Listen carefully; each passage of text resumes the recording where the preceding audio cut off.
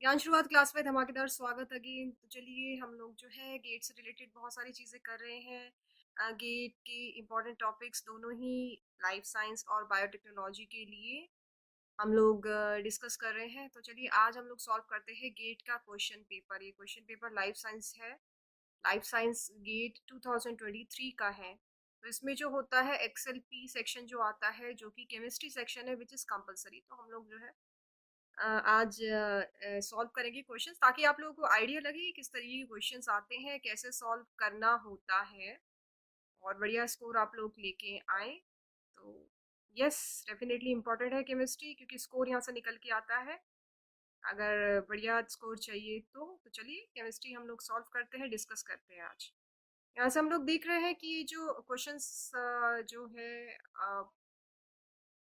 1 1 mark वाले हैं, 2 2 marks के भी क्वेश्चंस होते हैं। चलिए स्टार्ट करते हैं। फर्स्ट जो क्वेश्चन है, फर्स्ट में जो है अगर हम लोग क्वेश्चन पढ़े तो इसमें क्या निकालना है, which one among the following mixtures give a buffer solution in water. तो buffer solution in water, buffer बताना है बेसिकली। तो ए जो ऑप्शन है CH3COH, CH3CONA, बी ऑप्शन है CH3COH, NaCl सॉल्ट, यहाँ पे सॉल्ट है, NaCl सॉल्ट है, यहाँ पे sodium hydroxide and CH3 salt, weak salt. तो यहाँ से क्लियर कट है, बफर हमको पता है किसका होता है। क्या क्या होना चाहिए, एसिड और क्या होना चाहिए उसका, सॉल्ट, राइट। क्लियर कट है, यहाँ पे आई गेस समझाने वाली कोई जरूरत थी नहीं क्योंकि एसिटिक एसिड यहाँ पे दे रखा है और उसका जो सॉल्ट है CH3CONA, ये रहा। तो फिर A option is the right answer. और इसमें डायरेक्ट ये तो NaCl sodium chloride, sodium chloride, तो बी और सी तो बिल्कुल ही आउट हो गए। यहाँ पे सोडियम हाइड्रोक्साइड है और ये भी नहीं है, डी ऑप्शन भी गलत है। तो this is answer is 1 A। Next पे आ जाते हैं। नेक्स्ट क्वेश्चन, नेक्स्ट जो क्वेश्चन है इसमें हम लोगों को बताना मेजर प्रोडक्ट बताना इस पर्टिकुलर रिएक्शन में। देखिए ऑर्गेनिक मैंने आप लोगों को पहले ही बताया, थोड़ा सा ट्रिकी आता है और एप्लीकेशन बेस्ड आता है। एप्लीकेशन बेस्ड आता है स्पेशली 2 2 मार्क्स वालों में। तो यहाँ पे तो एप्लीकेशन एज इन लाइक किस रिएजेंट दे देंगे और एक आपको दे देंगे, क्या दे देंगे, प्रोडक्ट आप लोगों को निकालना होगा। लेकिन कहीं कहीं पे एप्लीकेशन एक रिएक्शन चल रही होगी और उसके एप्लीकेशन बेसिस पे क्वेश्चंस फ्रेम कर रहे होंगे, वो आगे आपको पता लगेगा। तो यहाँ से देखिए हम देख रहे हैं कि ये क्या है, एक स्ट्रक्चर है पर्टिकुलरली और Br2H2 और pH6 पे जो है क्या आएगा, ये है। तो अगर आप रिकॉल करें स्ट्रक्चर्स, किस कौन सा स्ट्रक्चर अगर आप रिकॉल कर पा रहे हैं, चेन फॉर्म्स और boat forms structure, if you are recalling cyclic structures, chain और बोट फॉर्म अलग अलग होती है। तो ये जो हम ओपन करेंगे स्ट्रक्चर, तो ये जो स्ट्रक्चर निकल के आ रहा है ये ग्लूकोज है बेसिकली। जिवेन तो ग्लूकोज इस तरीके से दिखेगा।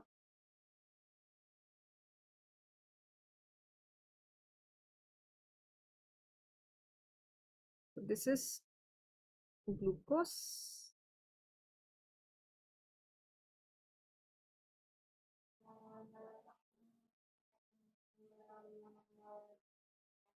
ठीक है। तो जब ग्लूकोज रिएक्ट करेगा Br2H2 और इस पर्टिकुलर पीएच पे, तो यहाँ पे जो है glucose when reacts with this it gives gluconic gluconic acid. तो ग्लूकोनिक एसिड जो है यहाँ पे C है, दिस इज ग्लूकोनिक एसिड। तो आपको ओपन करना था स्ट्रक्चर और बताना था कि क्या आएगा रिएक्शन के बाद। तो दिस इज ग्लूकोनिक एसिड। तो प्लीज अच्छे से साइक्लिक स्ट्रक्चर्स और जो इनकी अलग अलग फॉर्म्स होती है, साइक्लिक हो गए, और आपको सिस ट्रांस जो फॉर्म्स होते हैं वो देख लेना, चेन वोट फॉर्म्स देख लेना। तो अलग अलग आपको देखनी चाहिए। लीनियर फॉर्म्स तो हमको करनी है, स्ट्रेट चेन भी करनी है, वो तो हम समझ ही जाते हैं। तो ये सब देख लीजिएगा एक बार आप स्ट्रक्चर्स, ताकि आप लोग जो है रिकॉल कर पाए। नेक्स्ट क्वेश्चन, ये बिल्कुल 1 1 मार्क वाले स्ट्रेट क्वेश्चंस चल रहे हैं।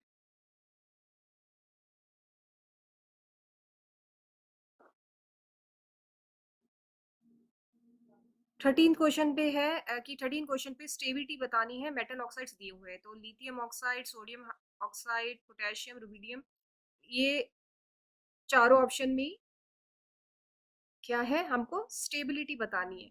तो कौन से ग्रुप की बात कर रहे हैं? ग्रुप नंबर 1 की बात हो रही है यहाँ पे, राइट? ग्रुप 1 की बात हो रही है, lithium, sodium, potassium, rubidium. Down the group चल रहा है ये, डाउन द ग्रुप चल रहा है, मेटल ऑक्साइड बन रहा है। तो आप मेरे को खुद बताइए कि डाउन द ग्रुप जो है क्या होना चाहिए, स्टेबिलिटी क्या होनी चाहिए, घटनी चाहिए कि बढ़नी चाहिए? सीधा सीधा हिसाब है। डाउन द ग्रुप जो होती है मेटल ऑक्साइड्स की, जो है स्टेबिलिटी बढ़ती है। क्या हम लोग इसमें इलेक्ट्रोनेगेटिविटी का कॉन्सेप्ट लगा सकते हैं? ऐसा क्यों हो रहा है कि स्टेबिलिटी बढ़ रही है? क्योंकि जैसे जैसे डाउन द ग्रुप जाएंगे, जो मेटेलिक कैरेक्टर होता है, क्या वो बढ़ेगा कि कम होएगा? इफ आई कंपेयर लिथियम और सोडियम, इनमें से कौन सा ज्यादा मेटालिक है, या फिर सोडियम और पोटेशियम में से कौन सा ज्यादा मेटालिक है? इलेक्ट्रोनेगेटिविटी, यानी कि जो मेटल्स होते हैं वो ऑपोजिट, इलेक्ट्रोनेगेटिव पॉजिटिव वाले जो है नेगेटिव के साथ जो है रिएक्शन करते हैं, और उतना ही मजबूत बनाएंगे कि नहीं बनाएंगे जैसे डाउन द ग्रुप जाएंगे, है ना? तो डाउन द ग्रुप जो है स्टेबिलिटी उतना स्टेबल हो जाएगा, तो this would be more stable. तो ये डाउन द ग्रुप ऐसे चल रहा है, और इनकी स्टेबिलिटी जो है वो बढ़ती जा रही है। तो रिकॉल कीजिए ये वाला कॉन्सेप्ट।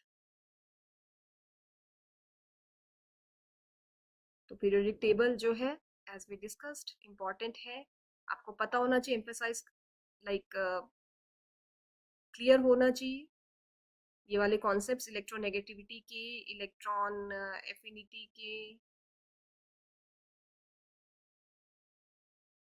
आयनाइजेशन पोटेंशियल के, एंड ये जो भी है stability on the basis of acidity and basicity, ये आपको क्लियर होना चाहिए। तो अच्छे से ये आप लोग प्रैक्टिस कर लीजिएगा।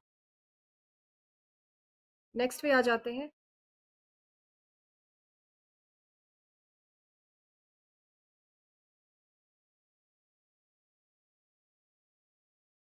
Next question, which of the following is are, देखिए एमएसक्यूज, इसमें जो है एक से ज्यादा जो है ऑप्शन सही होने वाले, तो एमसीक्यू नहीं है, मल्टीपल चॉइस नहीं, एमएसक्यूज है, मल्टीपल सेलेक्ट चॉइस, यानी कि एक से ज्यादा आंसर्स सही होंगे। इस और आर यहाँ पे दिया गया है, तो ध्यान से क्वेश्चंस आप लोग पढ़िएगा, वहां पे गलती नहीं करनी है, बिल्कुल भी कोशिश कीजिए कि गलती ना करें।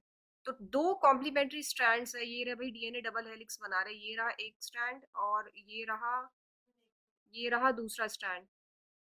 तो एक स्ट्रैंड जब दूसरे स्ट्रैंड से मिला तो क्या बन गया, डबल हेलिक्स स्ट्रक्चर बन जाता है। तो ये पूछ रहे हैं कि जब डबल हेलिकल स्ट्रक्चर बन रहा है डीएनए का, तो फिर क्या चेंजेस होंगे? तो इसमें जो है किसमें चेंजेस बताने, डेल्टा एस जो कि दे दिया गया है, डेल्टा एस एंट्रोपी और delta H is enthalpy respectively. तो क्या चेंजेस होंगे यहाँ पे, जो है डेल्टा एस की वैल्यू 0 से ज्यादा है, यहाँ पे 0 से कम है, यानी कि नेगेटिव है, यहाँ पे पॉजिटिव है, यहाँ पे एंथैल्पी जो है वो पॉजिटिव है, और यहाँ पे एंथैल्पी जो है वो नेगेटिव है। तो हमको एक से ज्यादा ऑप्शंस यहाँ पे बताने हैं कौन से सही है। तो जब डबल हेलिकल स्ट्रक्चर बनेगा तो जो रिएक्शन होती है वो एक्सोथर्मिक हो जाती है, एक्सोथर्मिक होती है, हो जाती नहीं, होती है। तो exothermic reaction, I hope you recall कि जब कोई चीज बनती है तो हीट प्रोडक्शन होता, हीट एनर्जी रिलीज होती है। तो डीएनए डबल हेलिक्स का बनना एक एक्सोथर्मिक रिएक्शन, यानी कि हीट जो है वो प्रोड्यूस, वो निकलेगी। तो ऐसे केस में एक्सोथर्मिक रिएक्शंस में दोनों ही एंथैल्पी और एंट्रोपी जो है वो नेगेटिव हो जाती है। रूल है, तो एक बार आप वो रिकॉल कीजिएगा कि एक्सोथर्मिक में क्या हो रहा है, एंडोथर्मिक में क्या हो रहा है, स्पॉन्टेनिटी पे क्या फर्क पड़ रहा है, स्पॉन्टेनियस रिएक्शन कब होगी, नॉन स्पॉन्टेनियस कब होगी, डेल्टा जी पे क्या असर होएगा, ये सब रिकॉल कीजिएगा। तो एंथैल्पी एंट्रोपी पे क्या क्या चेंजेस आएंगे, अलग अलग अलग रिएक्शन है। अगर ये एक्सोथर्मिक एंडोथर्मिक होती तो फिर क्या होता, इस तरीके से ये आपको कॉन्सेप्ट क्लियर होना चाहिए। तो एक्सोथर्मिक रिएक्शंस में दोनों ही जो है एंथैल्पी और एंट्रोपी दोनों ही नेगेटिव होती है। तो इसके जो आंसर्स है वो बी और डी है, ये करेक्ट आंसर्स है। क्लियर? क्लियर। नेक्स्ट पे आ जाते हैं। देखिए एक और जो है ऑर्गेनिक रिएक्शंस का क्वेश्चन आ रहा है, बढ़िया क्वेश्चन है ये भी। इसमें जो है बेंजीन रिंग दे रखी है और ये पर्टिकुलर स्ट्रक्चर बन रहा है। तो यहाँ पे आपको मैं बता देती हूँ कि आप जो है ये जो कॉन्सेप्ट है इसमें जो लगेगा, इसमें फ्रीडल क्राफ्ट्स रिएक्शन हो रही है बेसिकली। तो ये आप लोग एक बार अच्छे से देख लीजिएगा।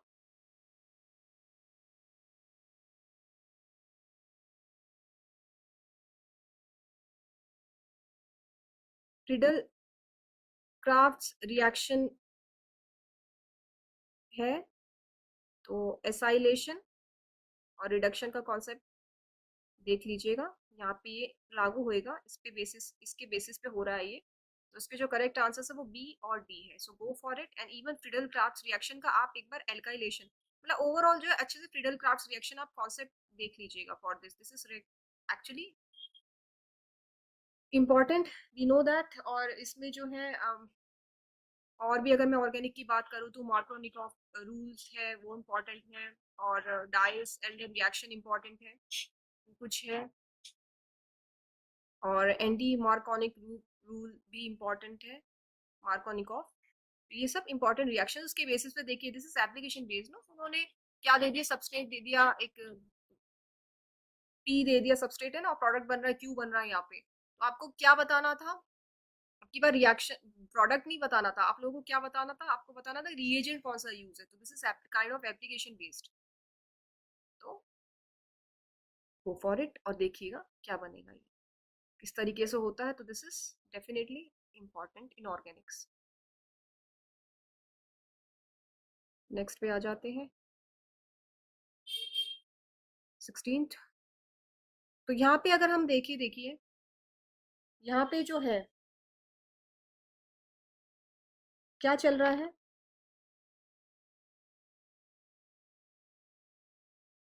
फर्स्ट आयनाइजेशन की बात हो रही है। देखिए आयनाइजेशन एनर्जी भी अलग अलग तरीके की होती है। आयनाइजेशन एनर्जी 1 2 3 होती है, हम लोगों ने पढ़ा था 11वीं क्लास में जब तैयारी भी कर रहे थे कॉम्पिटिटिव नीट और जेई की वगैरह। तो फर्स्ट आयनाइजेशन निकालना है, उनका ऑर्डर बताना है। और यहाँ पे अलग अलग क्या दे दिया, एलिमेंट्स दे दिए, कार्बन है, नाइट्रोजन है, ऑक्सीजन है, फ्लोरीन है, सिलिकॉन, फॉस्फोरस या सल्फर और क्लोरीन है। तो यहाँ पे हम देख सकते हैं कि ग्रुप नंबर 15 16 17 14 15 16 है, लेकिन हम लोग को यहाँ पे ग्रुप से नहीं देखना है। यहाँ पे जो है पीरियड के अकॉर्डिंग चलेंगे हम, क्योंकि अलग अलग एलिमेंट्स हैं। अगर आप ध्यान से देखें तो ये पीरियड चल रहा है, अक्रॉस दी पीरियड चल रहा है। तो जैसे कि पीरियड 2 की अगर मैं बात करूँ, पीरियड 2 और पीरियड 3 की बात करूँ, तो periodic table again is very very important. तो यहाँ पे जो है कार्बन, नाइट्रोजन, ऑक्सीजन, फ्लोरीन है, और यहाँ से निकल के आ रहा है सिलिकॉन, फॉस्फोरस, फॉस्फोरस, सल्फर और क्लोरीन। ओके और इसका अगर मैं कार्बन का इलेक्ट्रॉनिक कॉन्फ़िगरेशन देखूं तो 1s2 2s2 2p2 हो जाएगा, एटॉमिक नंबर दे रखे। इसी तरीके से नाइट्रोजन का 1s2 2s2 2p3 हो जाएगा। इसी तरीके से ऑक्सीजन का 1s2 2s2 2p4 हो जाएगा, और फ्लोरीन का हो जाएगा 1s2 2s2 2p5। सिमिलरली अगर हम सिलिकॉन का देखें तो डायरेक्टली मैं पी शेल पे आ जाती हूँ, तो ये 3p2 हो जाएगा, और phosphorus would be 3p3। Similarly एक शेल बढ़ गया है ना, सल्फर इज 3p4, और क्लोरीन इज 3p5। तो अक्रॉस द पीरियड चल रहे हैं, और हम इस पे फोकस करेंगे पी शेल पे, क्योंकि हम लोग को आयनाइजेशन एनर्जी यानी कि आउटर मोस्ट शेल से जो है वो इलेक्ट्रॉन्स निकालने हैं, उसी को तो आयनाइजेशन एनर्जी कहते हैं। तो अगर हम लोग carbon, nitrogen, oxygen, fluorine across period 2 में देखें, तो नाइट्रोजन जो है हाफ फिल्ड है, इसके ऑर्बिटल्स हाफ फिल्ड है, पी ऑर्बिटल्स 3 इलेक्ट्रॉन्स हैं। तो जब हाफ फिल्ड होते या फुल्ली फिल्ड होते, हमको पता है मेहनत ज्यादा लगती है, यानी कि आयनाइजेशन जो एनर्जी होती है वो ज्यादा लगती है, बहुत मेहनत करनी पड़ती है। तो नाइट्रोजन की सबसे ज्यादा हो जाएगी। वैसे तो अक्रॉस दी पीरियड जो होती है आयनाइजेशन एनर्जी बढ़ती है, तो कार्बन, इसको ऐसा होना चाहिए, तो कार्बन, नाइट्रोजन, ऑक्सीजन और फ्लोरीन। लेकिन यहाँ पे जो नाइट्रोजन की जो है ऑक्सीजन से ज्यादा हो जाएगी ionization energy because of half filled P orbitals. Electrons जो है हाफ फिल्ड है 2p3। इसी तरीके से पीरियड 3 में भी जो है 3p3 यहाँ पे भी हाफ फिल्ड है। तो across the period ionization energy increases, but because nitrogen and phosphorus have got half filled electrons in p or p orbital, तो नाइट्रोजन और फास्फोरस की इनसे तो ज्यादा होगी ही होगी, कार्बन और सिलिकॉन से, और ऑक्सीजन और सल्फर से भी ज्यादा हो जाएगी। अब ढूंढिए आप ऑप्शन इस तरीके की कहाँ है। ए है कार्बन से ज्यादा नाइट्रोजन, ऑक्सीजन से ज्यादा नाइट्रोजन और ऑक्सीजन से ज्यादा फ्लोरीन।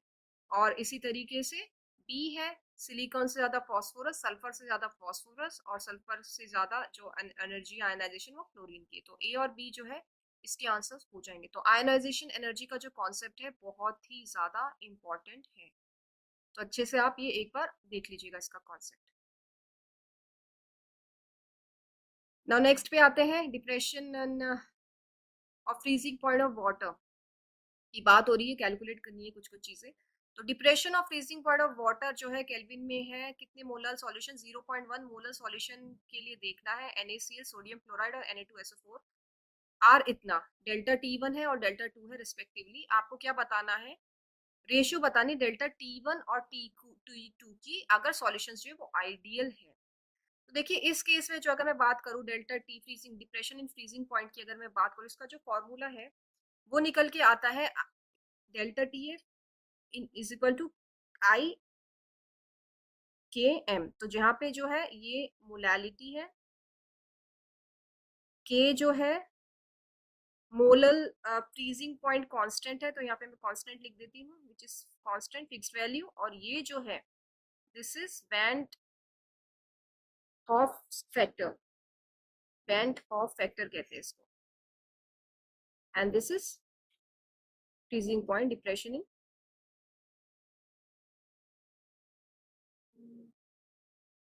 Freezing point. तो ये है, और अलग अलग फॉर्मूले भी देखिए होते हैं, इसको मॉडिफाई भी कर देते हैं। जैसे मोलालिटी दे दिया तो कभी कभी वो आपको वेट दे देंगे, वेट ऑफ द सॉल्यूट दे देंगे और मास दे देंगे, इस तरीके से मॉडिफाई कर देंगे। तो आप लोग मोलालिटी का कॉन्सेप्ट लगा लीजिएगा, और मोलालिटी के बीच में आपको पता होना चाहिए क्या सिमिलैरिटी है। तो ये चीजें आपको पता होनी चाहिए, छोटी छोटी सी चीजें हैं। तो अगर हम इसको अपनाओ देखो सॉल्व करेंगे, तो वैंट ही बोलते हैं इसको, वैंट हॉफ फैक्टर बोलते हैं।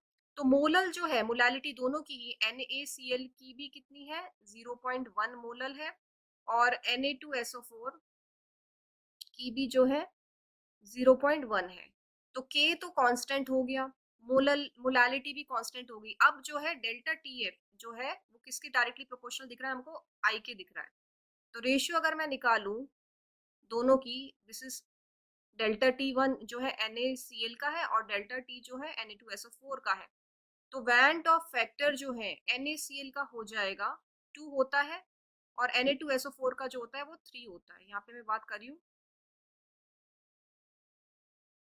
वैंट ऑफ फैक्टर की। तो रेशियो क्या आ जाएगी, डायरेक्टली प्रोपोर्शनल है, तो I of van't Hoff factor of NaCl divided by van't Hoff factor of Na2SO4 which comes to upon 3, और इसकी वैल्यू जो है वो निकल के आ जाएगी 0.66, 0.66। अब आप लोगों को ये कॉन्सेप्ट पता होना चाहिए कि हम लोग जो है वैंट हॉफ फैक्टर कैसे निकालते हैं। वैंट वैंट ही बोलेगी आई गेस, वांट नहीं बोलेगी सर, राइट। तो वैंट हॉफ फैक्टर कैसे निकालते हैं, NaCl है जैसे, तो जब NaCl टूटेगा तो एक आयन सोडियम का निकलेगा, एक क्लोरीन का निकलेगा। तो यहाँ पे दो जो है दो पार्टिकल्स और दो आयंस रिलीज हो रहे हैं। तो यहाँ पे डिसोसिएशन के ऊपर डिपेंड करता है ये फैक्टर। तो दो आयंस क्योंकि रिलीज हो रहे हैं तो यहाँ से जो है वैल्यू हो जाएगी 2। इसी तरीके से जब Na2SO4 को आप तोड़ेंगे तो कैसे तोड़ेंगे बताइए, तो 2 सोडियम आयंस के दो प्लस, ये तो होगा ना, तो 3 यहाँ से रिलीज हो रहे हैं, 3 हमको आयंस मिल रहे हैं। तो यहाँ पे जो है WH फैक्टर की वैल्यू 3 हो जाएगी, इस तरीके से है। तो आयंस के केसेस। तो आयंस के डिसोसिएशन पे डिपेंड करता है। दोबारा से मैं आप बता देती हूँ, I guess it was not visible. NaCl जब टूटेगा तो सोडियम आयंस और क्लोरीन आयंस निकलेंगे, क्लोराइड आयंस निकलेंगे। तो दो आयंस रिलीज हो रहे, डिसोसिएट हो रहे हैं, तो दो हो गया वैन ऑफ फैक्टर। Na2SO4 जब टूटेगा तो क्या निकलेगा, दो सोडियम आयंस के रिलीज होंगे और सल्फेट आयन का एक रिलीज होएगा, एक आयन रिलीज होएगा, तो वैन ऑफ फैक्टर यहाँ से 3 हो जाएगा। तो फ्रीजिंग पॉइंट का जो डिप्रेशन फ्रीजिंग पॉइंट है, उसका जो है प्रोपोर्शनैलिटी वैन ऑफ फैक्टर से भी है, और NaCl का 2 है और Na2SO4 का 3 है। तो यहाँ से जो वैल्यू है वो 0.66 निकल के आ रही है। 17 क्वेश्चन का ये आंसर। चलिए नेक्स्ट क्वेश्चन पे आ जाते हैं।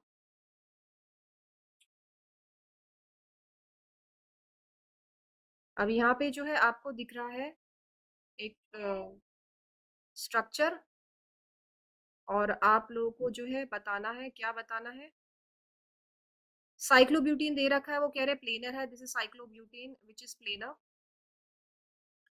And we have to tell number of planes of symmetry in the following compound is कितना। Number of planes of symmetry बतानी है। तो बेसिकली अगर आप लोग देखें ध्यान से अगेन, तो ये मैं कह सकती हूँ कि 1,3 डाइमिथाइल साइक्लोब्यूटेन है, 1,3 डाइमिथाइल है ना, दिस इज वन। ओके, तो और I guess this is transform, again I am repeating, cis और ट्रांसफॉर्म आप स्ट्रक्चर्स के, इंपॉर्टेंट स्ट्रक्चर्स के जरूर देखिएगा। This is transform of 1,3 dimethyl cyclobutane, cyclic form में है। तो प्लेन्स ऑफ सिमेट्री का जो होता है that depends on the rotation, I can recall. तो रोटेट कितने तरीके से कर सकते हो उसके बेसिस पे हो रहा है ये। तो यहाँ से जो है प्लेन ऑफ सिमेट्री अगर आप देखिए, काट पीट के सेंटर निकल के आएगा, ऐसे काट देंगे तो 1 आएगा, 1 होता है इसका number of plane of symmetry. इसका कॉन्सेप्ट आप लोग अच्छे से देखिएगा कि कैसे निकालते हैं प्लेन्स ऑफ सिमेट्री, कैसे रोटेट कर सकते हैं हम कंपाउंड्स को अलग अलग। So answer is 1, please go for this concept. Next पे आ जाते हैं। नेक्स्ट है, ये भी बढ़िया क्वेश्चन है। चलिए, यहाँ पे दे रखा है डाइपोल मूवमेंट किसका, BRF, ब्रोमीन फ्लोराइड बोलेंगे इसको। तो डाइपोल मोमेंट जिसकी है वैल्यू इन्होंने दे दी 142D, और दे दिया है बॉन्ड लेंथ, तो बी से लिख लेते हैं, स्मॉल बी से रिप्रेजेंट करते हैं, 176 पिकोमीटर। और चार्ज डिस्ट्रीब्यूशन यानी कि क्यू हमको चार्ज डिस्ट्रीब्यूशन निकालना है, एटॉमिक चार्ज डिस्ट्रीब्यूशन मॉलिक्यूल की, क्वेश्चन ध्यान से पढ़िएगा, मॉलिक्यूल की निकालनी है और कि क्या होगी। और यहाँ पे जो है 1D की वैल्यू इन्होंने दे दी है 3.34 इंटू 10⁻⁻30 गुलाम मीटर। और इलेक्ट्रॉनिक चार्ज का वैल्यू हमको पता है, जो चार्ज होता है वो 1.60 इंटू 10⁻⁻19 गुलाम होती है। ठीक है, अब देखिए यहाँ पे जो 1D है, this is actually Debye, ये डाइपोल मोमेंट की यूनिट होती है डी बाय, और जब हम इसको कन्वर्ट करेंगे गुलाम मीटर में तो ये वैल्यू है, this is fix 3.34 into 10⁻⁻30 coulomb metre. तो इसका जो फॉर्मूला होता है डाइपोल मोमेंट का, वो होता है mu is equal to Q into charge into bond length, this is charge, but we have to calculate charge distribution in the molecule. ठीक, तो यहाँ पे आप लोग जो वैल्यू रखेंगे, so 1.42 is equal to Q into 176, तो क्यू जो हो जाएगा वो 1.42 डिवाइडेड बाय 176 होएगा।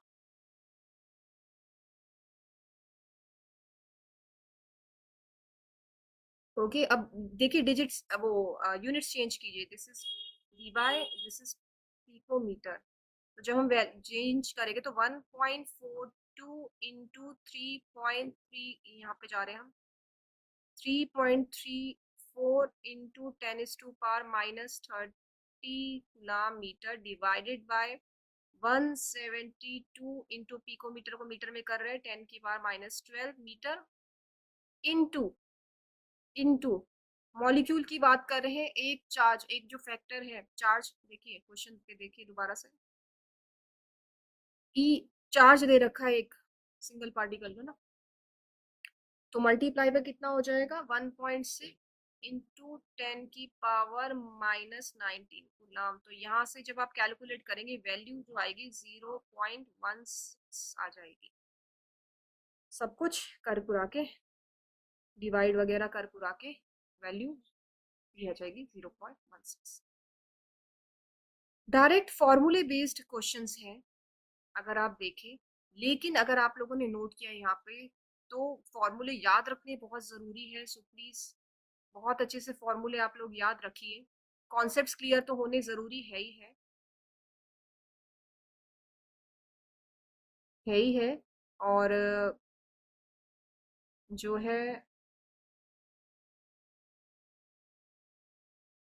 बाकी चीजें भी तो एप्टीट्यूड है, ये हम लोगों ने क्वेश्चन सॉल्व किए यहाँ पे 1 1 मार्क वाले, और देखिए 2 2 मार्क्स वाले भी केमिस्ट्री के क्वेश्चंस आ रहे हैं। तो ये भी हम लोग डिस्कस करेंगे, मतलब बहुत सारी चीजें हम लोग आगे भी डिस्कस करेंगे। तो प्लीज कीप ऑन प्रैक्टिसिंग। ये CFSE बोर मैग्नीटिन वगैरह वगैरह आ रहे हैं, कॉन्सेप्ट्स आ रहे हैं यहाँ पे। अगेन एक ऑर्गेनिक का आ गया है, और इनऑर्गेनिक के भी क्वेश्चंस आप लोग नोट करें। देखिए कितने सारे ऑर्गेनिक के क्वेश्चंस आ रहे हैं। एक रेडियल नोट का आ गया है, और ये है, ये 2 2 मार्क्स वाले हैं क्वेश्चंस जो रिमेनिंग है। हम लोग आप लोग के साथ बहुत सारी चीजें नॉलेज अपनी शेयर करते रहेंगे। सो साथ साथ आप लोग प्रैक्टिस जरूर करते रहिएगा। प्लीज नोट डाउन ये जो फॉर्मूले हम लोगों ने डिस्कस किए हैं, बहुत इंपॉर्टेंट है। So stay in touch with us. Thank you so much. ज्ञान शुरुआत क्लास में बहुत ही ज्यादा स्वागत अगेन। तो हम लोग गेट लाइफ साइंस 2023 के क्वेश्चंस कर रहे हैं। 1 1 मार्क वाले हम लोगों ने सॉल्व कर लिए हैं क्वेश्चंस। अब हम लोग जो है जो 2 मार्क्स के आते हैं क्वेश्चंस, केमिस्ट्री सेक्शन कवर करें यहाँ पे लाइफ साइंस 2023 गेट में। तो 2 2 मार्क्स वाले क्वेश्चंस जो है वो आज करेंगे और समझेंगे। तो हमारे लेक्चर्स और वीडियोस आप लोग जरूर देखिएगा, पक्का आप लोगों के लिए हेल्पफुल होगी। आप लोगों को एक आइडिया लगेगा कि कैसे जो है क्वेश्चंस सॉल्व करते हैं। तो चलिए स्टार्ट करते हैं। देखिए बिल्कुल ही मैं एंड से चल रही हूँ, मतलब उल्टा चलते हैं आज। जो 2 2 मार्क्स वाले जो क्वेश्चंस आते हैं, आपको यहाँ पे जो क्वेश्चन दिख रहा है, ये EMF E not standard reduction potential based question है। और EMF और standard reduction potential, standard oxidation और इलेक्ट्रोड पोटेंशियल के जो क्वेश्चंस होते हैं वो आते ही आते हैं। मतलब आप देखिएगा थर्मोडायनेमिक्स में से आ रहा है ये। तो ये जो क्वेश्चंस हैं, ये अगर आपने नोट किए होंगे प्रीवियस 10 ईयर्स में, इस तरीके के क्वेश्चंस लगातार जो है फ्रेम होके आ रहे हैं, ट्विस्ट करके इधर उधर करके दे ही देते हैं। तो चलिए समझते हैं, ताकि आप लोगों को ये फॉर्मूला याद रहे। और अगर इस तरीके के क्वेश्चन आते हैं या फिर फैमिलियर इस तरीके के, तो इंपॉर्टेंट फॉर्मूले जो भी निकल के आ रहे हैं इस चैप्टर में से, आप लोग बहुत अच्छे से करिएगा, क्योंकि स्कोरिंग पक्का हो जाएगा यहाँ से। बढ़िया स्कोर आप लोग पूरा सॉल्व कर देंगे, बढ़िया न्यूमेरिकल कर देंगे तो बढ़िया स्कोर आ जाएगा, मतलब पूरा स्कोर आएगा, कंप्लीट 100% मार्क्स आएंगे यहाँ से। चलिए स्टार्ट करते हैं आज का लेक्चर। तो इस क्वेश्चन में अगर हम देखें तो यहाँ पे आप देख सकते हैं E0 दे रखा है। This is E0 1.10 volt. और एक इक्वेशन दे रखी है, जिंक और कॉपर की जो है रिएक्शन हो रही है, और जिंक आयंस रिलीज हो गए और कॉपर जो है सॉलिड फॉर्म में कन्वर्ट हो जाता है। इसलिए रिएक्शन में इक्विलिब्रियम कांस्टेंट की इन्होंने वैल्यू दे दी है 5 × 10⁻37। और जो टेम्परेचर है वो 298 केल्विन है। आप लोगों को वैल्यू बतानी है वाई की। फेरेडेज कांस्टेंट इन्होंने दे रखा है यहाँ पे। यूजुअली आपको जो है कांस्टेंट्स की वैल्यू याद होनी चाहिए, फेरेडेज और आर कांस्टेंट की। और देखिए इनकी जो है जूल में दे रखी है, किलो जूल में आपको पता होनी चाहिए। और जो भी जो वैल्यूज होती है, जो अलग अलग यूनिट्स होती है, आपको पता होना चाहिए कि न्यूमेरिकल देखिए ट्विस्ट कर देंगे, चेंज कर देंगे, तो वैल्यूज आपको स्पेशली कांस्टेंट की तो पता होनी चाहिए। और फॉर्मूले बहुत इंपॉर्टेंट है, फिर चाहे वो रिएक्शन काइनेटिक्स चैप्टर हो गया या फिर थर्मोडायनेमिक्स हो गया। तो चलिए देखते हैं कैसे होगा। तो यहाँ पे जो है अगर मैं देखूं तो आप जो फॉर्मूले इंपॉर्टेंट निकल के आता है, तो E = E0 - 2.303 RT/NF log of K, इस तरीके का है। लेकिन यहाँ पे हम लोगों को E0 दे रखा है और इक्विलिब्रियम कांस्टेंट दे रखा है। तो जो फॉर्मूला आएगा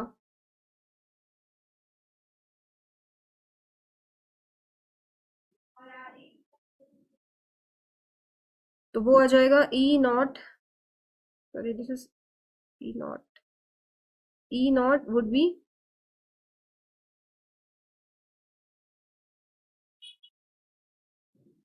और लेट मी राइट डायरेक्ट ही इक्विलिब्रियम कांस्टेंट से ही देख लेते हैं। तो एल एन डायरेक्ट फॉर्मूला लगा रही हूँ, n of k which is equilibrium constant is equal to n f e not upon R T. तो ये वाला फॉर्मूला आप यहाँ पे लगाएंगे, बिल्कुल डायरेक्ट फॉर्मूला मैंने आपको बता दिया यहाँ पे, ये आएगा।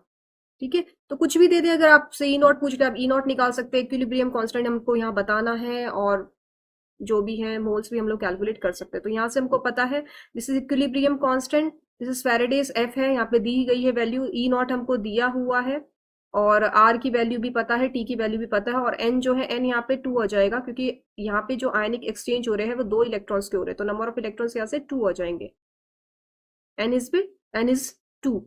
तो जब आप लोग वैल्यूज रखेंगे यहाँ पे, तो L N of K is equal to N is 2 multiply by 96485 multiply by E naught is 1.10 divided by R D की वैल्यू है 8.314, और मल्टीप्लाई हो रहा है 298 केल्विन। यहाँ पे मैं यूनिट्स नहीं लिख रही हूँ, बट आप लोग यूनिट्स कोशिश कीजिएगा यूनिट्स भी लिखे, ताकि अगेन जो है, तो एल एन ऑफ के वुड बी, ये जब आप वैल्यू जो है सॉल्व करेंगे, तो आपको जो वैल्यू निकल के आएगी यहाँ से आ जाएगी 85 पॉइंट, आई गेस 575 आ रहा है, 85.675 आ जाएगा, ये सब सॉल्व करके। तो जब इसको चेंज करेंगे, आप लॉग में चेंज कर दीजिए, तो I can write 2.303 log of K is equal to 85.675। तो यहाँ से जो है लॉग के की जो वैल्यू आ जाएगी वो इसको डिवाइड जब करेंगे 85.675 डिवाइडेड बाय 2.303, तो लॉग के की जो वैल्यू आ जाएगी वो आ जाएगी 37.0220।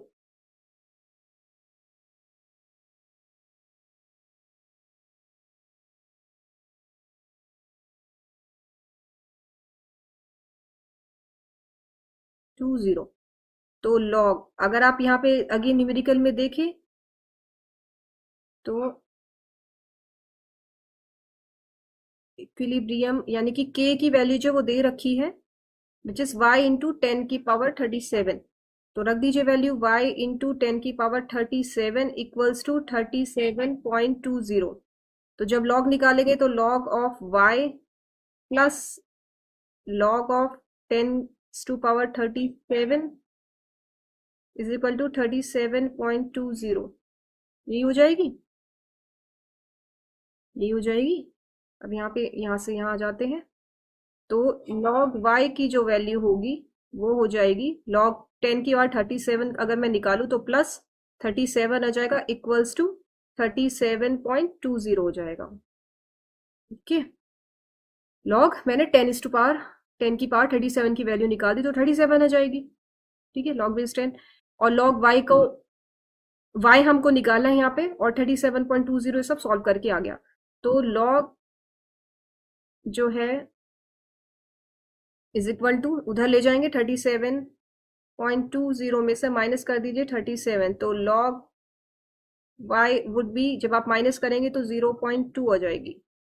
तो जब आप y की वैल्यू निकालेंगे इसमें से log y 0.2 है, तो y की वैल्यू यहाँ से देखिए निकल के आ जाएगी, सॉल्व करेंगे तो 1.6 आ जाएगी, 1.6 आ जाएगी ये वैल्यू है, y की वैल्यू हमने यहाँ से कैलकुलेट कर ली। तो वैल्यू ऑफ हमको y निकाली थी इक्विलिब्रियम कांस्टेंट, जो कि था y इंटू 10 की पावर 37, तो y की वैल्यू यहाँ से आ जाती है कितनी, 1.6। और अगर आप देखिए जो आंसर की में आया था 1.58 से लेके 1.66 तक, कुछ इस तरीके से आंसर था। को तो 1.58 भी आ सकता है, मतलब डिपेंड्स, तो 1.6 वैल्यू आ गई, क्योंकि अगर 0 पॉइंट लॉग y अगर आ रहा है 0.2, तो ये फॉर्मूला आप लोग याद रखिएगा, और जो भी इंपॉर्टेंट फॉर्मूले है वो रिकॉल कीजिएगा एग्जाम टाइम पे। चलिए नेक्स्ट क्वेश्चन पे आ जाते हैं।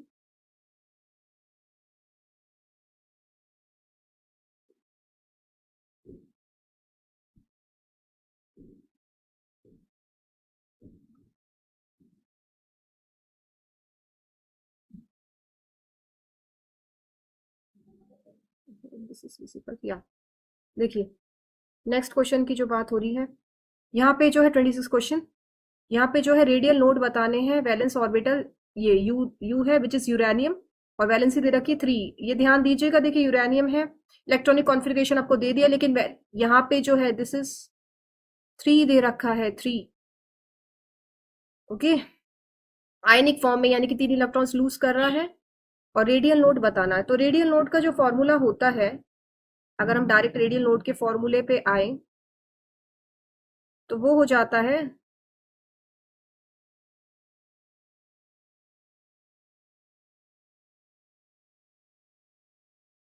n minus L minus 3। This is fixed formula radial node का, sorry n minus 1 minus n minus L minus 1 और 3 1।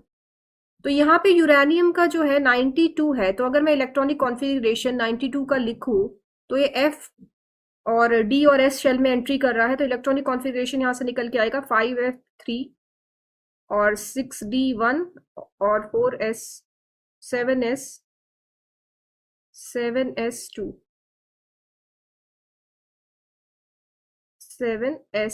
ये 92 यूरेनियम का इलेक्ट्रॉनिक कॉन्फ़िगरेशन है। तो यहाँ पे जो आपने देखा है आयनिक फॉर्म में है, 3+3 आयंस है, तो 3 इलेक्ट्रॉन जो है लूज कर रहा है, तो यहाँ से 61 डी ऑर्बिटल एस से और डी से निकल जाएंगे, और जो बचेगा यू थर्ड का इलेक्ट्रॉनिक कॉन्फ़िगरेशन 5F3 आ जाएगा। यानी कि अब जो इलेक्ट्रॉन्स बच रहे हैं तो एफ शेल में है, एफ में है, तो एन की वैल्यू यहाँ से आती है 5 एफ में, क्योंकि एंट्री कर रहे हैं, और एल की जो वैल्यू हो जाएगी, एल आ जाएगा यहाँ से 3। अब ये 3 कैसा आया, देखिए क्वांटम नंबर्स की बात चल रही है यहाँ पे, तो हमको पता है भाई एल जो है 0 होता है एस के लिए, 1 होता है पी के लिए, 2 होता है डी के लिए, और 3 होता है एफ के लिए, एफ के लिए। तो n यहाँ से 5 आ गया, l यहाँ से 3 आ गया, क्योंकि f में एंट्री किए हैं, f में इलेक्ट्रॉन यहाँ से दिख रहे हैं। अगर d में होता तो 2 आता l, s में होता तो 0 आता, p में होता तो 1 आता, तो l यहाँ से 3 है, तो n मिल गया, l मिल गया। तो रेडियल नोड आप जब निकालेंगे यहाँ से, देखिए अब निकल जाएगा रेडियल नोड, जिसके फॉर्मूला है n माइनस एल माइनस 1, और वो आ जाएगा 5 माइनस 3 माइनस 1, तो 5 माइनस 4 विच इज 1, इज 1। तो आप लोगों को जो है इलेक्ट्रॉनिक कॉन्फ़िगरेशन एटॉमिक नंबर का एक जो है अच्छे से पता होना चाहिए, मतलब एटलीस्ट इतना तो पता होना चाहिए इंपॉर्टेंट एलिमेंट्स है उनके, तो कौन से शेल में एंट्री कर रहा है, कैसे इलेक्ट्रॉन्स लूज कर रहा है, तो ये कॉन्सेप्ट क्लियर है, तो आप लोग इस तरीके के क्वेश्चन बड़ी आराम से कर देंगे। क्वांटम नंबर जो है कॉन्सेप्ट बहुत इंपॉर्टेंट है, as we discussed earlier as well. Next question 25 question पे आ जाते हैं।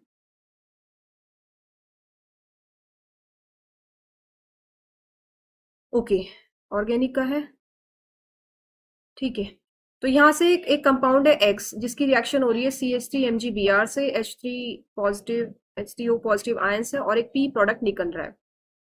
तो CH3 MgBr बताइए कौन सी रिएक्शन हो रही है, कौन सा हो रहा है। तो मैंने आप लोगों को बताया था रिएक्शन बेस्ड एप्लीकेशन क्वेश्चन आते हैं। अगेन देखिए, आपसे पूछ लेंगे रिएक्टेंट कौन सा होगा, वो आपसे पूछ लेंगे प्रोडक्ट कौन सा होगा, स्टेबिलिटी कौन सी होगी, और क्या चीज बनेगी, मेजर प्रोडक्ट कौन सा, माइनर प्रोडक्ट कौन सा, इस तरीके के ऑर्गेनिक में क्वेश्चंस आ रहे हैं। तो यहाँ से अगर हम देखें ध्यान से, तो CH3 इसका मिथाइल ग्रुप ऐड हो रहा है, और CH3OH ये ऐड हुआ, तो ये जो है सीधी सीधी जो है ग्रिग्नार्ड रिएजेंट बेस्ड रिएक्शन इन्होंने दे दी है, और हम उसमें रिएक्शन किससे करते हैं, CH3 MgBr और H3O positive, Grignard reaction based application question है ये। तो यहाँ से देखिए 2 मिथाइल हम लोगों को दिख रहे हैं। तो ग्रिग्नार्ड्स रिएजेंट की अगर हम लोग बात करें, तो it reacts with carboxylic acid, asters, aldehyde and even alcohol, तो उनसे रिएक्ट करता है, और अलग अलग है बनते हैं। अगर एल्डिहाइड की बात करें तो क्या एल्केन बनता है, एल्कोहल से रिएक्ट करें तो एल्केन बनता है। तो इस तरीके से आपको ये बिल्कुल कॉन्सेप्ट क्लियर होना चाहिए ग्रिग्नार्ड्स रिएजेंट का। तो यहाँ अगर हम देखें तो आंसर इसका बी और सी होना चाहिए, क्योंकि देखिए कार्बोक्सिलिक एसिड से COOCH3 बन रहा है यहाँ पे, और यहाँ जो है COCH3 है, कीटोन है, कीटोन से भी यस इट रिएक्ट्स। तो यहाँ देखिए C एक ऑक्सीजन है, यहाँ O और दिस इज C, तो COCH3 और यहाँ CHO एल्डिहाइड ग्रुप है। तो देखिए एक मिथाइल ग्रुप है, इसका ऐड हुआ है CH3, यहाँ से ऐड हुआ है CH3OH, एक और मिथाइल ग्रुप है।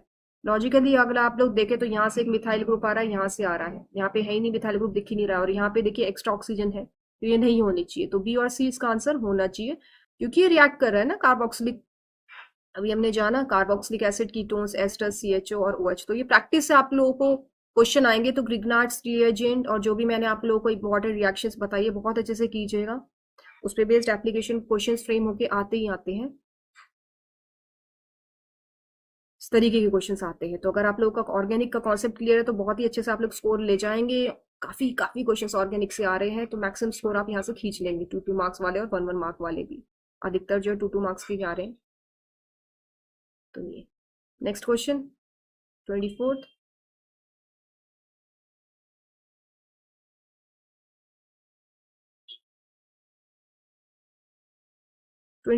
अब ये देखिए ये question, according to hard soft acid base rule principle the correct option solubility trend, solubility बतानी वाटर में इनकी बढ़ रही है घट रही है किस तरीके से हो रही है वो बताना है। तो यहाँ अगर हम ध्यान से देखें तो लिथियम के साथ चल रहा है, दिस इज लिथियम, और यहाँ पे जो है सिल्वर के साथ चल रहा है, बाकी जो है ग्रुप 17 एलिमेंट्स के साथ रिएक्शंस हो रही है। तो अगर हम लोग बात करें ये हार्ड सॉफ्ट जो है, hard soft acid base rule की, तो यहाँ पे बेसिकली क्या होता है, जो हार्ड एसिड्स होती है वो रिएक्ट करती है सॉफ्ट बेसिस के साथ, और मिलके जो बनाती है पोलर कोवलेंट बनाती है कंपाउंड, पोलर कोवलेंट कंपाउंड्स बनाते हैं, पोलैरिटी बेस्ड है। और जाहिर सी बात है जितना पोलर कोवलेंट कंपाउंड बनेगा उतना ही अच्छा सॉल्युबिलिटी होगा वाटर में, ठीक है, ये तो क्लियर है। तो हार्ड एसिड्स की अगर मैं बात करूं तो यार हाईली हाईली इलेक्ट्रॉन नेगेटिव, जैसे कि यहाँ पे एग्जांपल है लिथियम आयन, तो हार्ड एसिड का एग्जांपल है। और सॉफ्ट बेसिस जो होते हैं ये कम इलेक्ट्रोनेगेटिव होते हैं, जैसे कि आयोडीन आयन। तो ये आपस में क्या है, हार्ड एसिड और सॉफ्ट बेस जब रिएक्ट करेंगे तो एल आई लिथियम आयोडाइड बनेगा, और ये पोलर कोवलेंट हाईली पोलर अच्छा खासा पोलर कोवलेंट कंपाउंड बनाएंगे, तो definitely it will be soluble in water. तो जितना ज्यादा सॉफ्ट बेस, जैसे डाउन द ग्रुप अगर हम जाए ग्रुप 17 में तो फ्लोरीन क्लोरीन ब्रोमीन और आयोडीन बन रहा है, तो डाउन द ग्रुप है, तो नीचे जाते जाते जाते जाते उतना ही अच्छा पोलर कोवलेंट कंपाउंड बनेगा, है ना। तो ये कम बना रहा है पोलर कोवलेंट, ये उससे ज्यादा बना रहा है, ये उससे ज्यादा बना रहा है, और लिथियम आयोडाइड और भी बढ़िया वाला पोलर कोवलेंट कंपाउंड बनेगा, क्योंकि इलेक्ट्रॉन नेगेटिविटी में फर्क आ रहा है कि नहीं आ रहा है बताइए, हार्ड एसिड और सॉफ्ट बेस के का कॉन्सेप्ट लगाते हुए। तो बी होना चाहिए एक तो। नेक्स्ट आते हैं सिल्वर वाला चल रहा है, यहाँ पे अब देखिए सिल्वर का फ्लोरीन से हो रहा है, सिल्वर का क्लोरीन से हो रहा है, यहाँ पे भी सिल्वर का फ्लोरीन, सिल्वर का क्लोरीन, ब्रोमीन और आयोडीन से हो रहा है, तो सिल्वर फ्लोराइड क्लोराइड ब्रोमाइड और आयोडाइड बन रहे हैं। तो इसमें जो है अगर हम लोग सिल्वर की बात करें, सिल्वर यहाँ पे जो है सॉफ्ट एसिड है, सॉफ्ट एसिड है, और आयोडीन जो है अभी हमने बात की, आयोडीन जो है सॉफ्ट बेस है। तो सॉफ्ट सॉफ्ट है दोनों के दोनों, तो इनसॉल्युबल हो जाएंगे, पोलैरिटी कहाँ क्रिएट होगी, सॉफ्ट सॉफ्ट है, सॉफ्ट एसिड और बेस है। तो जब AgI बनेगा, यानी कि सॉफ्ट एसिड और सॉफ्ट बेस जब मिलेंगे तो इनसॉल्युबल हाईली इनसॉल्युबल होंगे, सॉल्युबिलिटी कम होगी। और उल्टा होएगा इसमें, तो ऊपर वाले में सबसे ज्यादा मतलब फ्लोरीन के साथ जो बनाएगा सिल्वर, ये सॉल्युबल सबसे ज्यादा होगा। तो डाउन द ग्रुप सिल्वर की, डाउन द ग्रुप ग्रुप 17 की अगर हम बात करें तो सॉल्युबिलिटी जो है क्या हो जाएगी, कम हो जाएगी वाटर में। लेकिन लिथियम के साथ उल्टा हो रहा है, क्योंकि हार्ड एसिड है लिथियम, आयनिक फॉर्म की मैं बात कर रहे हैं हम लोग यहाँ पे। तो इस तरीके से आपको क्वेश्चन करना था। तो इसका जो आंसर है ए और बी सही आंसर्स है। तो ये कुछ है, कुछ अलग हटके क्वेश्चंस आ जाते हैं, तो कॉन्सेप्ट क्लियर होना चाहिए। And please let me remind you, NCERT NCERT NCERT, repeatedly NCERT आपको करनी है, केमिस्ट्री और even biology, specially for botany section, ये आपको करना है। नेक्स्ट क्वेश्चन, क्वेश्चन नंबर 23 पे आ जाते हैं। देखिए ये है, एलिमिनेशन की बात करूं तो मैंने आप लोगों से बताया था E1 E2 SN1 और SN2 मैकेनिज्म आपको बिल्कुल क्लियर होना चाहिए। प्लीज गो फॉर इट, अच्छे से समझ लेंगे तो ये वाला क्वेश्चन आप कर देंगे। स्टेबिलिटी बेस्ड क्वेश्चन आ रहा है, कन्फर्मर कौन सा अच्छा बनेगा। तो एक बार ये जो ये है इसका कॉन्सेप्ट आप समझिए और ये वाला क्वेश्चन आप कर देंगे। आई गेस इसका आंसर ए और सी है, तो इसका आप समझिए कॉन्सेप्ट ए और सी है। Okay, E1 E2 SN1 SN2 mechanism बहुत अच्छे से समझिएगा। नेक्स्ट क्वेश्चन पे आ जाते हैं। ये भी बढ़िया क्वेश्चन है, देखिए इस तरीके के क्वेश्चन इनके फेवरेट क्वेश्चन CFSC बोर मैग्नेटिन आते ही आते हैं। कोऑर्डिनेशन कॉम्प्लेक्सेस बेस्ड क्वेश्चंस चल रहे हैं, काफी इंपॉर्टेंट क्वेश्चन है ये। और जो लास्ट वाला हमने किया था EMF बेस्ड, ये रिपीटेड क्वेश्चंस है, मतलब मॉडिफाई करके आ रहे हैं ये क्वेश्चंस।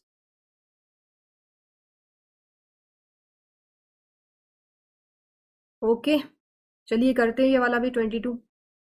अब इसमें देखिए coordination complex very very very important. Let me repeat again. तो कोऑर्डिनेशन कॉम्प्लेक्सेस की बात करूं, आपको मैच द फॉलोइंग बताना है, तो फन से स्टार्ट करते हैं। अगर आप एक दो भी निकाल देंगे मैच द फॉलोइंग में, आपके सारे हो जाएंगे।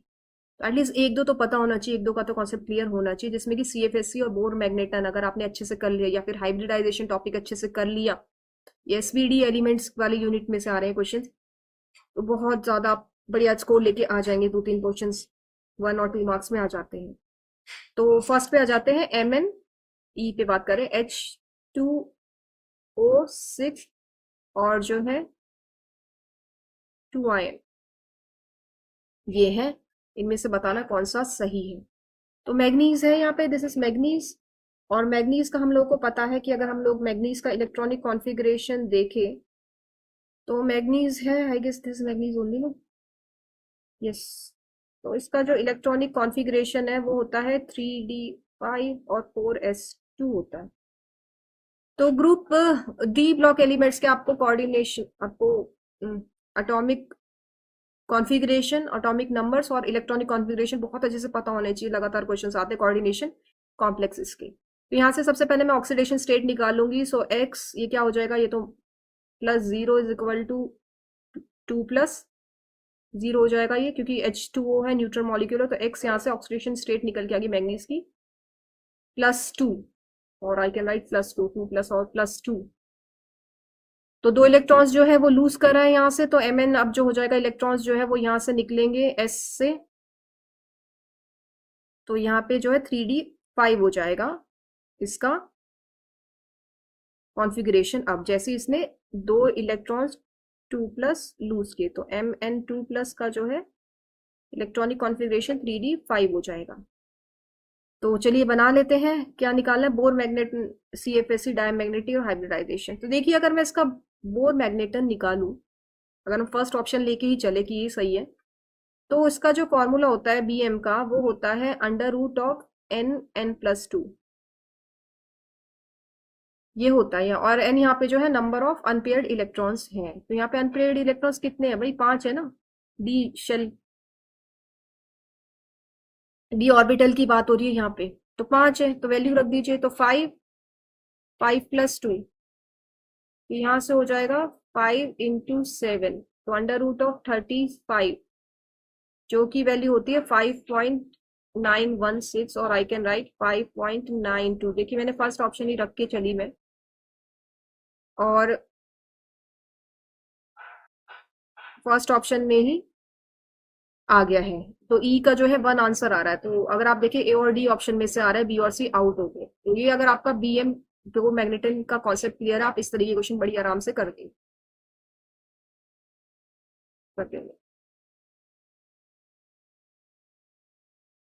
नेक्स्ट, अब हम करते हैं दूसरा CFSC वाला, चलिए करके देखते हैं। इसी का CFSC निकाल लेते हैं। तो CO है और F6 है और 3- है। तो अगर हम इसका ऑक्सीडेशन स्टेट निकाले तो cobalt, this is CO is cobalt, और कोबाल्ट का जो होता है इलेक्ट्रॉनिक कॉन्फ़िगरेशन वो होता है 3D7 और 4s2। देखिए आपको एटॉमिक नंबर याद होने चाहिए, इलेक्ट्रॉनिक कॉन्फ़िगरेशन आपको पता होनी चाहिए कैसे निकालते हैं। 3D7 और 4s2 हो जाएगा।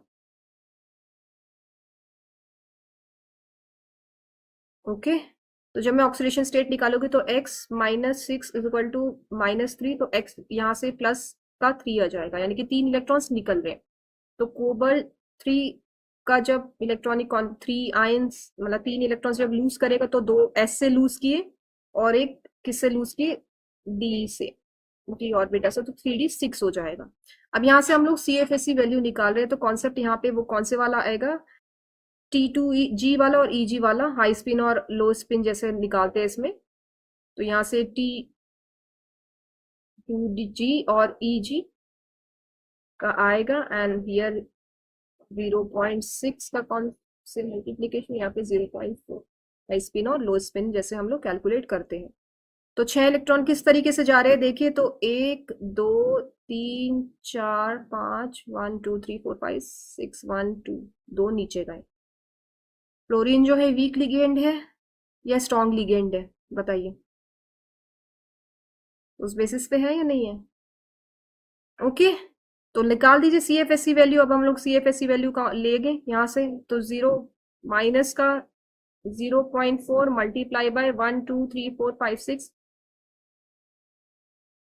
सॉरी 1 2 3 4 5, 1 2 3 4 5 6 7 हो गया ये, यहाँ ये 6 है, 1 2 3 4 5 6। ओके, तो 1 2 नीचे 4 है तो मल्टीप्लाई बाय 4 प्लस 0.6 फॉर्मूला है ये, मल्टीप्लाई बाय यहाँ कितने, 1 2 इलेक्ट्रॉन्स है, मल्टीप्लाई बाय 2, तो यहाँ से जो वैल्यू है जब आप निकालेंगे -1.6 प्लस 1.2, ये जो हो जाएगी माइनस की 0.4 आ जाएगी। माइनस की 0.4 वैल्यू यहाँ से आनी चाहिए, एक्चुअल में इन्होंने प्लस की 1 ये दे रखी है, तो देख लीजिएगा, मैं माइनस में आनी चाहिए 0.4, तो CFSE वैल्यू इसकी इतनी आ गई। तो ये फॉर्मूला CFSE वैल्यू को कैलकुलेट करने के लिए है। नेक्स्ट पे आ जाते हैं। नेक्स्ट जो है यहाँ कर लेते हैं, देखिए यहाँ से जो है ये अब बात कर रहे हैं NiS निकिल,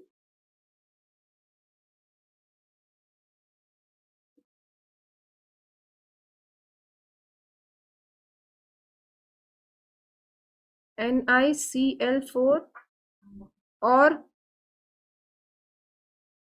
2 तो निकिल है, अगर मैं इसका इलेक्ट्रॉनिक कॉन्फ़िगरेशन लिखूं तो ये होता है 3d8 और 4s2। अब इसकी ऑक्सीडेशन स्टेट निकाल लेते हैं, तो -4 इज इक्वल टू -2, तो x की जो वैल्यू हो जाएगी +2 है, यानी कि 2 इलेक्ट्रॉन्स निकल रहे, तो Ni2 पॉजिटिव जो है वो यहाँ से हो जाएगा 3d8, 3d8 हो गया। तो हमको अब हाइब्रिडाइजेशन का लगा रहे हैं, देखिए बिल्कुल सीरी, वैसे आंसर इसका आप लोगों ने देख लिया, 1 2 3 4 है, ए है।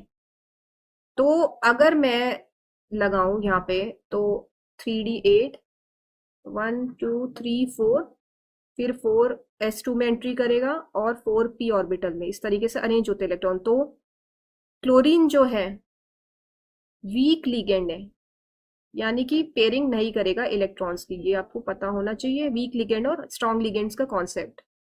तो यहाँ से जो है 1 2 3 4 5 6 7 8 वीक लिगेंड है, this is 3d, this is 4s, this is 4p। तो क्योंकि पेयरिंग नहीं हो रही तो 2 इलेक्ट्रॉन्स जो यहाँ पे पेयर नहीं करेंगे, क्लोरीन जो है किस तरीके से करेगा, यहाँ पे शेयरिंग यहाँ हो जाएगी, कितने हैं, 4 है, तो 4, this chlorine, not fluorine, chlorine chlorine chlorine chlorine, तो इसका जो है sp3 हाइब्रिडाइजेशन है। अगर ये स्ट्रॉन्ग लिगेंड होता तो पेयरिंग हो जाती इलेक्ट्रॉन्स की और हाइब्रिडाइजेशन चेंज हो जाता। और यहाँ से देखिए एक ट्रिक निकल के आती है, आप वो ट्रिक देखिएगा, कोऑर्डिनेशन कॉम्प्लेक्स, कोऑर्डिनेशन नंबर के बेसिस पे भी हम लोग हाइब्रिडाइजेशन कैलकुलेट कर सकते हैं। तो एक ट्रिक है वो देखिएगा कि सेंट्रल एटम उसको कितने आयन सराउंड कर रहे हैं, उस बेसिस पे हम डायरेक्टली हम क्या निकाल सकते हैं, हाइब्रिडाइजेशन निकाल सकते हैं। कुछ ये भी कॉन्सेप्ट होता है। अब यहाँ पे देखिए नेक्स्ट जो है मेरे को जो दिख रहा है वो NiCN4 2 नेगेटिव है, सेम है, बस यहाँ पे साइनाइड है। तो साइनाइड जो होता है यहाँ पे जो होता है, इट्स अ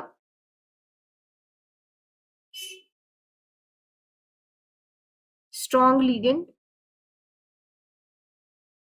यानी कि पेयरिंग कर देगा। तो यहाँ पे अगर साइनाइड है, अब जो ये थे इलेक्ट्रॉन्स, ये यहाँ ये पेयर हो जाएंगे। तो सारे जो है इलेक्ट्रॉन जब पेयर हो जाएंगे तो ये डाईमैग्नेटिक हो जाएगा। NiCN4 जो है डाईमैग्नेटिक हो जाएगा। तो आप देखिए कैसे आइडिया लगे कि इसमें CFS निकाले, किसमें BM निकाले, थोड़ा सा लॉजिक लगाएगा यहाँ पे। और जो है CN को देखते हो, जैसे आपको कहीं पे CN दिखे या स्ट्रॉन्ग लिगेंड्स दिखे, तो वहां से एक अंदाजा लगाइएगा, कॉमन सेंस लगाइएगा कि कहीं ना कहीं डायमैग्नेटिक और पैरामैग्नेटिक की बात करें, यहाँ पे हाइब्रिडाइजेशन की भी बात कर सकते हैं।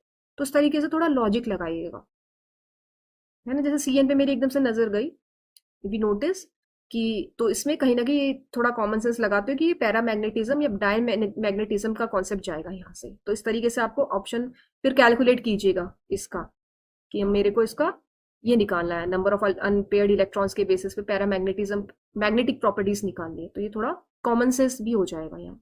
तो इसका आंसर ए है, क्योंकि हमने जो सारी वैल्यूज है सारी आ गई है, सारी क्लिक कर गई है। तो बहुत बहुत बहुत इंपॉर्टेंट होता है कोऑर्डिनेशन कॉम्प्लेक्सेस। बहुत अच्छे से आप लोग इसकी प्रैक्टिस कीजिएगा, और भी जो एग्जाम्पल्स है, अभी टाइम है, आप लोग कर सकते हो। नेक्स्ट क्वेश्चन पे आ जाते हैं, देखिए 21 पे। 21। तो ये जो है यहाँ पे बात करें फोर पेप्टाइड से, ये फोर पेप्टाइड्स आपको दे दिए गए हैं। इस loaded into ion exchange chromatography से रिलेटेड क्वेश्चन है। पीएच इन्होंने 7.2 दे दिया है, और ऐड किया स्टेशनरी फेज में वो है कार्बोक्सी मिथाइल सेलुलोज। और आपको बताना है कौन सा पेप्टाइड एल्यूट फर्स्ट है। अगेन वेरी वेरी इंपॉर्टेंट, इस तरह के क्वेश्चन आते हैं, काफी आते हैं क्रोमेटोग्राफी बेस्ड। तो बहुत अच्छे से क्रोमेटोग्राफी, उसके टाइप्स, उसका जो एप्लीकेशन है, आपको जो है पता होना चाहिए। बहुत ही इंपॉर्टेंट कॉन्सेप्ट है ये भी। कार्बोक्सी मिथाइल सेलुलोज की अगर मैं बात करूं तो बताइए कौन सा वाला है, सोचिए। DM cellulose, carboxy methyl cellulose, ये आपके कॉन्सेप्ट क्लियर होने चाहिए। पीएच यहाँ पे इन्होंने 7.2 दे दिया। तो ये जो है, जब carboxy methyl cellulose as a stationary phase डालते हैं, तो जो लीस्ट जो है, सबसे कम और लो जो है पॉजिटिव चार्ज, उसको इल्यूट करता है सबसे पहले। उसको सब इल्यूट मतलब बाहर निकालेगा।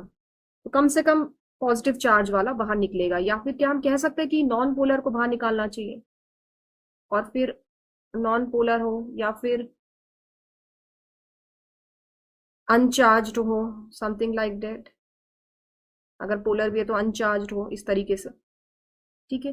तो यहाँ पे आपको आइसोइलेक्ट्रिक पॉइंट अगर पता है सब अमीनो एसिड्स का, तो बहुत ही अच्छी बात है। एक बार अच्छे से देख लीजिएगा, charges of amino acids I have been repeatedly emphasising. बहुत इंपॉर्टेंट है ये कॉन्सेप्ट। पीआई अगर मैं देखूं, अभी देखिए पीआई डाल के देखते हैं, पहले बात कर लेते हैं। पी यहाँ पे प्रोलीन है, यहाँ पे सबसे पहले फर्स्ट वाला देखते हैं अमीनो एसिड्स कौन सा इल्यूट हो रहा है। तो फर्स्ट यहाँ पे प्रोलीन है, यहाँ पे R is arginine, R is arginine इन्होंने दे रखा है ये। एल यहाँ पे एल नहीं दे रखा है, एल इज बेसिकली ल्यूसिन। तो अगर मैं अमीनो एसिड्स डालूं तो ल्यूसिन, यानी कि एल ल्यूसिन, और एल डाल लेते हैं। वेलिन डालूं और प्रोलीन लिखूं और टायरोसिन लिखूं, तो ये सब क्या है अगर हम देखें, अधिकतर lysine, leucine, valine and tyrosine and glycine, ये सब नॉन पोलर अमीनो एसिड्स हैं, पोलैरिटी नहीं है, नॉन पोलर अमीनो एसिड्स है। पोलैरिटी वाले अगर मैं बात करूं तो बेसिक वाले जो है पोलर, तो लाइसिन है बेसिक अमीनो एसिड, आर्जिनिन है basic amino acid, these are basic amino acid. This is acidic amino acid, acidic है ये। तो आइसोइलेक्ट्रिक पॉइंट की अगर बात करें तो ल्यूसिन का जो होता है वो होता है 5.98, वेलिन का होता है 5.96। एक बार आप देख लीजिएगा अच्छे से, प्रोलीन का हो जाएगा इधर 6.33 होता है, 30 होता है, और इसका 5.66 होता है। ठीक। तो आप आइसोइलेक्ट्रिक पॉइंट देखिए, और इसी तरीके से अगर मैं आर का देखूं, R is what, R is arginine. तो आर्जिनिन का जो होता है काफी हाई होता है, 10.76 होता है। इसी तरीके से लाइसिन का भी अच्छा खासा है, तो दैट इज 9.74। तो आइसोइलेक्ट्रिक पॉइंट देखिए तो 5।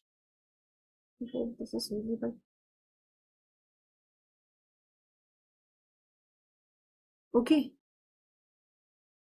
ठीक है, तो नॉन पोलर अमीनो एसिड्स कौन से बैठ रहे हैं अगर आप देखें तो यहाँ पे हाईली बेसिक है, देखिए आर्जिनिन आ गया, आर्जिनिन निकल रहा है, काफी बेसिक है और चार्ज्ड है। चार्ज है या नहीं है बेसिक। यहाँ से प्रोलीन निकल रहा है, लेकिन दो आ रहे हैं बाद में, कौन सा आ रहा है, लाइसिन, लाइसिन आ रहा है, लाइसिन का आइसोइलेक्ट्रिक पॉइंट देखिए पीआई, इसे पीआई कहते हैं। लेकिन अगर आप लोग डी ऑप्शन को देखेंगे तो ल्यूसिन है, फिर वेलिन वेलिन है और टायरोसिन है 5.66 और प्रोलीन है 6.30। तो नॉन पोलर अमीनो एसिड्स और अनचार्ज पोलर अमीनो एसिड निकल रहा है यहाँ से। तो लीस्ट पॉजिटिव अगर मैं बात करूं तो बताइए कैसे होगा लीस्ट पॉजिटिव। बेसिक जो होता है पॉजिटिव चार्ज ज्यादा होता है कि कम होता है बताइए। तो आंसर जो है इसका डी होना चाहिए। तो आपको पता होना चाहिए कि इसका इल्यूजन पहले हो रहा है। अगर इसमें चेंज कर देते हैं, दूसरा कोई स्टेशनरी फेस दे देते हैं, तो उसका भी पता होना चाहिए कौन सा इल्यूजन फर्स्ट होगा, क्या वो चार्ज पहले निकालेगा या अनचार्ज पहले निकालेगा। तो ये बहुत इंपॉर्टेंट है, recombinant DNA technology based question है ये बेसिकली। बायोकेमिस्ट्री में भी दे देते हैं, अगेन मर्ज्ड है ये क्वेश्चन। इस तरीके की प्रैक्टिस कीजिएगा इल्यूजन बेसिस वाला। नेक्स्ट पे आ जाते हैं, चलिए 20th क्वेश्चन। अभी 2 मार्क्स लास्ट क्वेश्चन है 2 मार्क्स वालों का। तो यहाँ से देखिए, अगर आप देखें तो यहाँ पे आपको क्या दे रखा है, 2 डिफरेंट पाथ दे रखे हैं और आइडियल गैस दे रखी है। रिवर्सिबल एक्सपेंशन वर्क डन है, ये है, और इरिवर्सिबल एक्सपेंशन है जहाँ पे external pressure internal pressure pressure final pressure of the gas के बराबर दे रखा है। और आपको बताने जो रेशियो क्या निकल के आएगी। तो यहाँ से एक फॉर्मूला लगेगा। अगर हम लोग रिवर्सिबल वर्क डन का फॉर्मूला देखें तो यहाँ से जो वैल्यू हो जाएगी वो आती है -nRT ln of final volume upon initial volume, और V21 V1 भी लिख सकते हैं। और अगर हम वर्क डन देखें इरिवर्सिबल का, तो यहाँ से जो वैल्यू हो जाएगी -P प्रेशर जो है एक्सटर्नल प्रेशर, और V फाइनल, और V2 -V initial volume, initial वाला, ये दो है, ये फॉर्मूले हैं। तो इन फॉर्मूले को आप लोग इनकी रेशियो देखिएगा वैल्यू लगा के, ठीक है। तो जो भी आंसर आएगा वो यहाँ पे आंसर आ जाएगा। आई गेस इसका आंसर ए है, चेक करिएगा इसका क्या आंसर आ रहा है। तो वर्क डन, एंथैल्पी और एंट्रोपी, इनके बीच में रिलेशन, स्पॉन्टेनिटी गिव्स एनर्जी, किसमें नेगेटिव चार्जेस आ रहे हैं, किसमें पॉजिटिव चार्जेस आ रहे हैं, इस तरीके से फॉर्मूले और साइंस और सिंबल्स और जो ग्राफ्स है बहुत इंपॉर्टेंट है। स्पेशली अगर मैं रिएक्शन काइनेटिक्स चैप्टर की बात करूँ तो वो काफ़ी इंपॉर्टेंट है। आई होप आप लोग वो प्रैक्टिस कर रहे हैं, नहीं कर रहे हैं तो प्लीज कीजिएगा प्रैक्टिस। तो हम लोगों ने जो है पार्ट 2 वाले क्वेश्चंस, 2 मार्क्स वाला जो, पार्ट 2 नहीं, हाँ पार्ट 2 ही बोलेंगे ना, पार्ट 2 वाले क्वेश्चन सॉल्व कर लिए हैं। और ये वाले भी 1 1 मार्क वाले भी हम सॉल्व कर चुके हैं।